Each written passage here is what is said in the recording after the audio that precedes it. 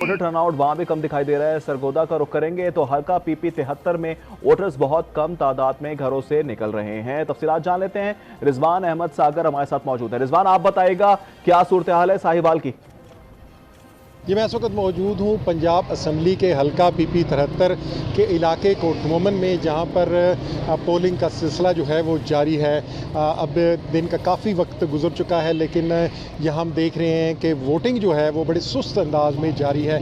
यहाँ पर अभी तक जो हम देख रहे हैं वो जो बुज़ुर्ग हैं, बड़ी उम्र के लोग हैं, वो उनकी आमद शुरू हुई है। अभी नौजवानों की कुछ ज़्यादा तादाद जो है वो इस वक्त यहाँ पर नज़र नहीं आ रही। हर पोलिंग स्टेशन पर सिक्योरिटी के हवाले से पुलिस की भारी नफरी जो है वो मौजूद है। मैं यहाँ ये बताता चलूँ कि यहाँ के जो 163 पोलिंग स्टेशनों में से 53 पोलिंग स्टेशन हैं उन्हें हसास करार दिया गया है, जबकि 3000 जो पुलिस एहलकार हैं वो इस वक्त पोलिंग पर सिक्योरिटी के लिए तैनात हैं। उम्मीद करते हैं कि जब जो ही अब मज़ीद थोड़ा सा वक्त गुजरेगा तो जो वोटर हैं वो मज़ीद तादाद में आना शुरू हो जाएंगे। जी, सरगोदा से